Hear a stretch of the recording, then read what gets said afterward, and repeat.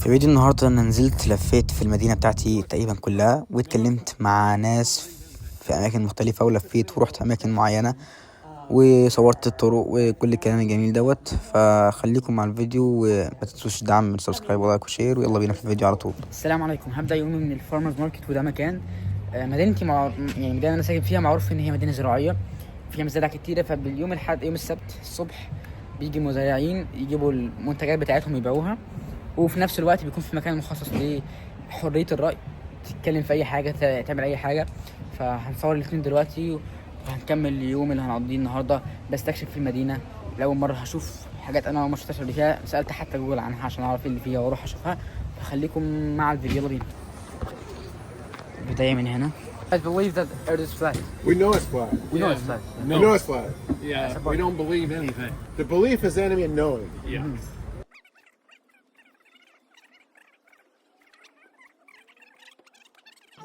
طيب بصوا يا جماعة، عشان أنا بس والله مش قادر أكتب الترجمة لأن الموضوع طول جدا والمحادثة كانت طويلة جدا، وبالمناسبة كانت محادثة بغرض المعرفة مش أكتر. يعني لما كنت بتحداهم أو كده كنت بتكلم معاهم حاجة، عايز أعرف هما ليه بيؤمنوا كده وعايز أسمع كلامهم. فالمهم هو قال لي انت بتشوف الصاروخ بيطلع فوق وان ناس بتضحك عليك، ناس مش عارف بتعمل كذا كذا. والتيك توك عايزين يعملوا حظر في امريكا عشان هاشتاج ان الارض مسطحه متصدر للبحث وكده، فهم عايزين يعملوا حظر التيك توك.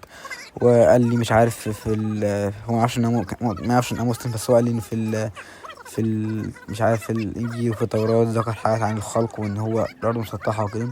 فده الحوار، وانا قعدت بتكلم الناس سامعه ومحترم كلامه. طبعا ده رايه، انا مش هقول حاجه، انا مش فاهمين، بس ده الحوار اللي دار باختصار عشان بس ما اطولش عليكم. فيلا بينا نكمل الفيديو.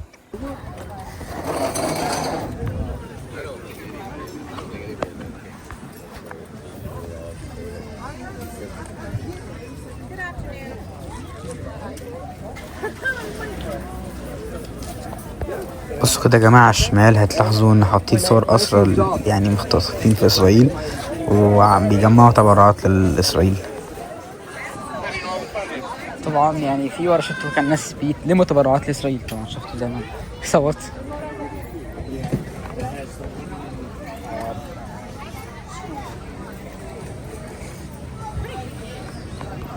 كده انا خلاص خلصت حته اللي هي مكان التعبير عن الرأي، ودخلت في منطقة المزارعين او المنطقة اللي بيكونوا فيها يعني بيبيعوا الاكل وكده، بيبيعوا حاجاتهم.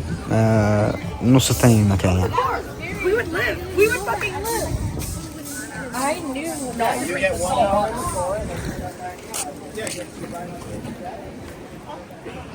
طبعا انا ما وضحتش حاجه ان هو مش مجرد بس الزرع وحاجات الفري سبيش، لا في كمان ناس بيبيعوا هدوم، حاجات كل واحد بيعمل حاجه هو عايزها، او حاجه عايز يبيعها، حاجه عايز ينشرها، فكره معينه عايز ينشرها.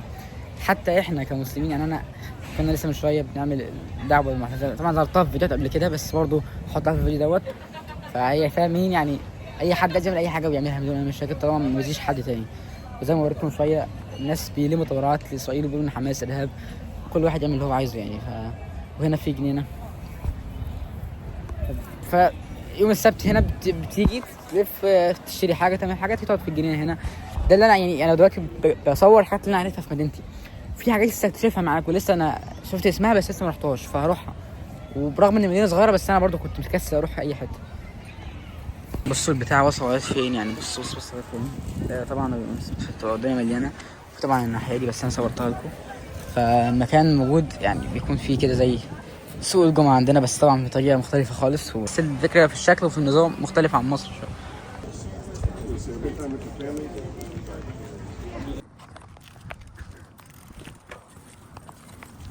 المدينة معروف عنها ان هي صغيرة، فيعني حرفيا انا دلوقتي كنت ماشي شفت واحد معاه راكب عجلة عمال لي باي باي باي، وشفت واحد تاني معايا برضه في نفس الفصل، يعني مش عارف فاهمين الفكرة ان هي اصلا على قد حي في مصر. المدينة في حجمها مساحة يعني قد حي. يعني بما انها بس في مدينة مش في مدينة، بوصل لكم المدينة بكلمكم عن اللي حصل بس.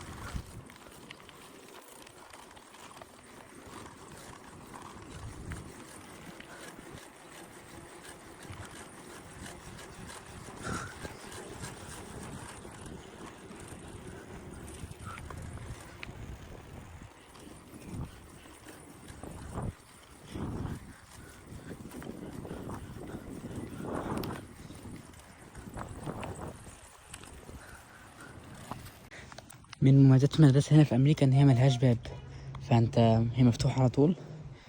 فانا هخش عشان اخسر الطريق اللي هنا جواها فيها طرق تعديني توصلني البيت اسرع. اروح البيت اعمل حاجه واشحن التليفون وانزل تاني اكمل الجوله اللي هعملها النهارده ان شاء الله اللي هطلع. داخل المدرسه برضه لو ورا المدرسه مش ده المدرسه بس التاني. مش عارف ايه علاقة ده بالفيديو، بس المفروض ان ده ذكر. يا جماعه وصلت للمكان. المفروض انها حديقه يعني احسن حديقه في ديفيز، وهي فيها يعني مش مجرد بس جنينه وكده، فيها زي بحيره او حاجه يعني مش عارف جدول ميه وفيها حيوانات. فده اللي انا جاي اكتشفه واشوفه على الحقيقه لاول مره. بص كده اللي حصل، نزل النزليه دي بسرعه ماشي. انا مفكر ان دي ارض عادي، هنا في جدول ميه. والله العظيم جيت هنا وقفت كنت هقع فيه بالعجله يعني متخيلين الحمد لله يعني. يلا بينا نكمل.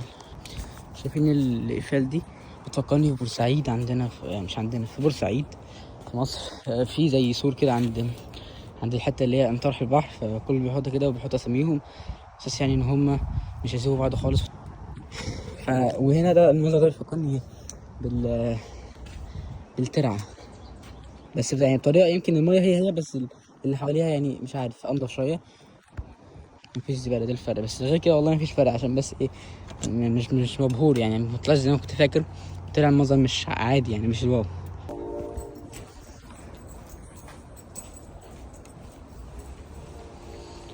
انا فوق الكوبري.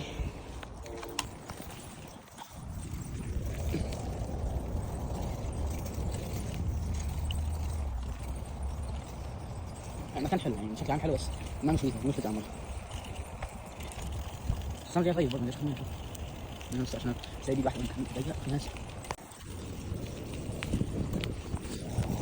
برضه مش عارف ماشي برضه ماشي يعني انا اسيب واحده ساعه لك حسابات ايه ماشي حتى لو ما عشان بس عادي بس المكان شكله حلو. وقت في وقت المطر مش احسن مش مولع كده وهادي.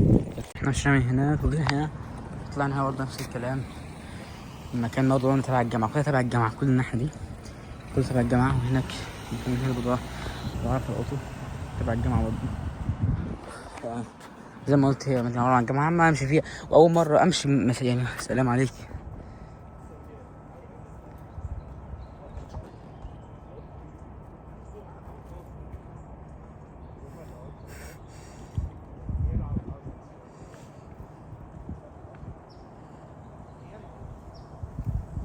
انا دلوقتي في اقصى جنوب المدينة، يعني على الحدود الجنوبية للمدينة. هنا كده خلاص نبدأ اخر المدينة خلاص من الجنوب. دلوقتي احنا هنروح مكان ناس كتير بتقول ان هو حلو ومش عارف، انا عارف ان هو مش هيعجبني ولا هيعجبكم، بس عشان ابقى قضيت الغرض حاولت اروح اماكن كتير. هو ما امشي كتير في البلد يعني قد ما اقدر، وهي كلها مدينه زي ما قلت لكم حي في مصر يعني هي اصغر من حي كمان. فعشان كده يعني الموضوع مش كبير، بس برضه نروح. هو مكان معرض وكده، فمعرض يعني معرض لوحات وحاجات زي كده تماثيل. فهروح هناك اشوف لو هعرف اخش ولا لا، عشان ما اعرفش تفاصيل حتى مش جايبين تفاصيل ولا اعرف اخش ازاي. فيلا بينا نروح دلوقتي. هنا ده من بين الجامعة يا جماعة، وهنا بقيت البارك اللي انا كنت فيه دلوقتي اهوت. بس طبعا بنعدي تحت المية، بس انا مش هعمل كده طبعا عشان العجلة مش هينفع. وهنا ده المبنى اللي جبناه. فيلا بينا نكمل بس على طريقنا عشان نوصل بسرعة. يلا سلام. بصوا يا جماعة كده دي الحتة كنت اشوفها على جوجل اللي هي دي. تعالوا نشوف بقى هل هي فعلا زي على جوجل ولا لا. الحتة اللي بالبارك اللي انا ما شفتهاش، بس هي شفتها اهو. يا ما شاء الله جميلة يعني لطيفة. في كرسي ممكن عليه، بس انا بصراحة مش هكسل. بس هي المنظر جميل يعني خالص خالص خالص. بط ماشي، بس البط ماشي هناك. وصلت كمان اتمنى يكون مفتوح، لكن اعتقد ان هو قافل. واتمنى بس انا وصلت بس لسه ما شفتش فاتح ولا قافل، لان هو مش كبير على جوجل حتى مواعيد عملهم ولا كاتبين اي حاجة عن نفسهم، بس حاطين الصور بس. ان شاء الله صور لكم جولة كاملة باذن الله. فيلا بينا نبدأ. ده الباب اللي محتاج تخصص الان.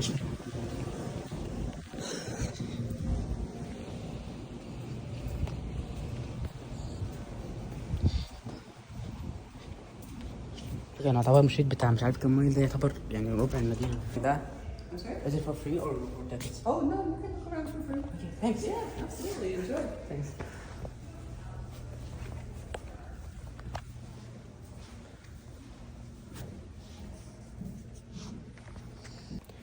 طبعا الدخول كان مجاني يا جماعة، وده اللي انا اتفاجئت منه. والحمد لله كانوا فاتحين، فالدنيا متيسرة خالص. المفروض يا جماعه ان الحاجات دي يعني بتتباع، يعني هو عندنا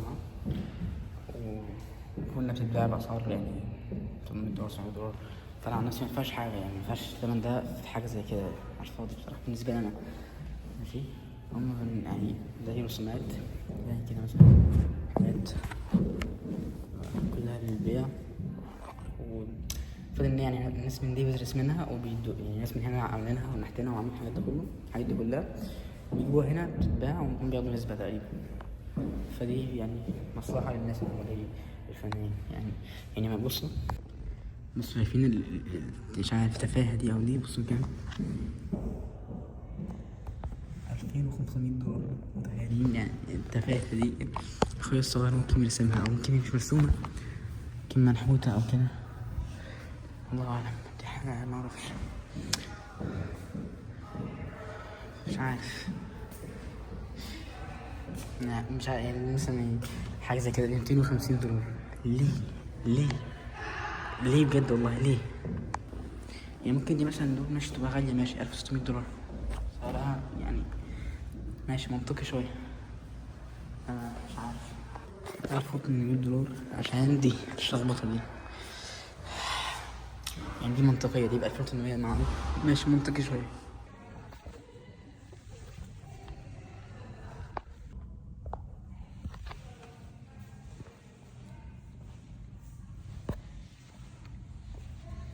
يا نهار اسود، $1300 عشان دي، يا لهوي يا جدعان.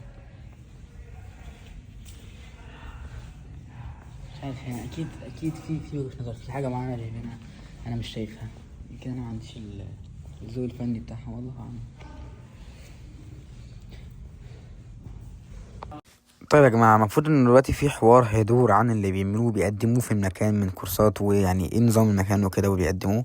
فانا مش هترجمه لان انتوا، انا عارف ان انتوا يعني فاهمين الانجليزي وكده، فعشان تتعلموا يعني حاولوا تفهموا انتوا وتتعلموا اللي هي هتقوله او اللي انا هقوله، لان انا بصراحة مكسل ان انا اترجم بايدي والموضوع متعب جدا، فاتمنى انكم تعذروني.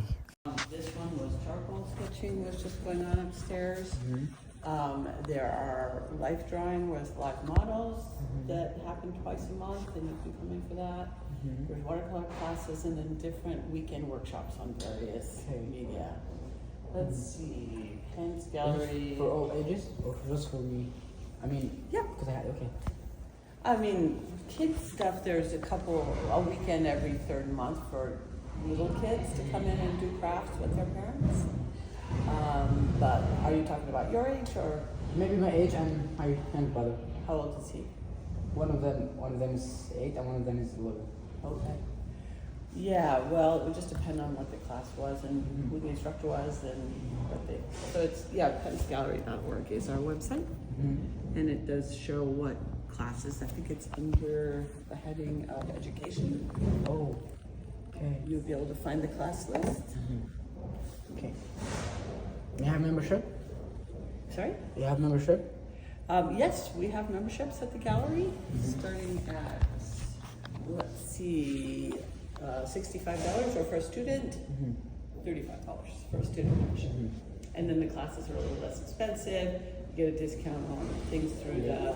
I ask because I found non-members is more expensive than. Yes, usually members get discounts on classes and some purchases, not all purchases. Okay. Yeah, there's some art along the stairwell. There's another gallery upstairs where the class is just finishing up. So if you were interested in, So they were class right now? it just finished, yeah, on charcoal drawing. Yeah. Yeah, and it looked like there was quite a young person that was in the class. Hey, Sophie. How young of people do you take in your class? It depends on the class. Different instructors have different age limits. For example, this one, a girl who's 15 and she wanted to take it, so she took it with her.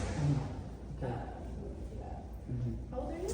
I'm 16. I'm gonna turn 16 the next Friday. Oh, happy Oh, that counts as 16. April 25th, Taurus. Nice. Yeah. Well, that's an exciting birthday. Are you working on learning to drive or not in a hurry for that? I mean, I'm not able to drive, but I want. But I didn't start it. I didn't start to work it. I didn't learn until 8. But I will say for a figure drawing class, that's a where it's not really a class, it's open to anybody. We usually say 18 and up because the model is nude, but we do have a parental consent form if your parents are okay with you or your guardians are okay with you coming anyways. And that's not so much of a class as like an opportunity to draw. Okay. Thank you. All right, thanks for Walk 2 2nd Street, then take a right. ماشي. دلوقتي زي ما انتم شفتوا يا جماعه ده كان المكان. المفروض ان هم يعني ناس بيرسموا بيعملوا كورسات. انا طبعا صورت لكم الحادثه كلها بيني وبين المسؤول هناك يعني عشان اعرف اقطع عن الكورسات وكده. بس على فكره ماشي. دلوقتي هنروح حته هنتمشى شويه بالعجله ولسه في الفيديو اصور بقى الشوارع بشكل عام. يعني لغايه دلوقتي مصورتش الشوارع بشكل عام، مصورها دلوقتي بشكل عام خالص، مفيش اي حاجه، مجرد بس الشوارع بتاعت المدينه. نقفل المدينه كلها ان شاء الله. يلا بينا يا سيدي. بس خلاص رايح دلوقتي المسجد.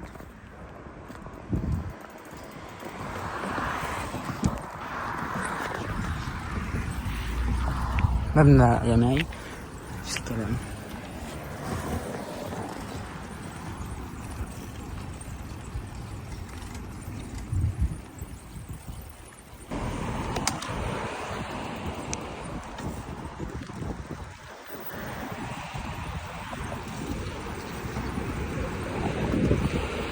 لازم اوطي.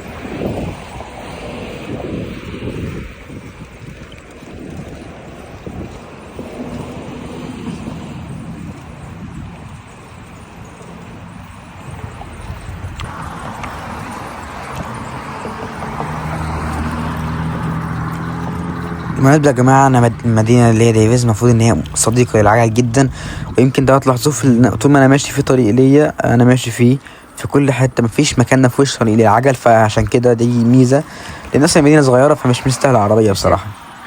ايد واحده وفي نفس الوقت الارض متكسره في الحته دي فعماله تنطط.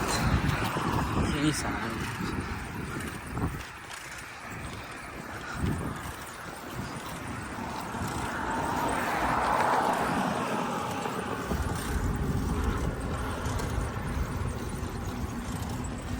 كده.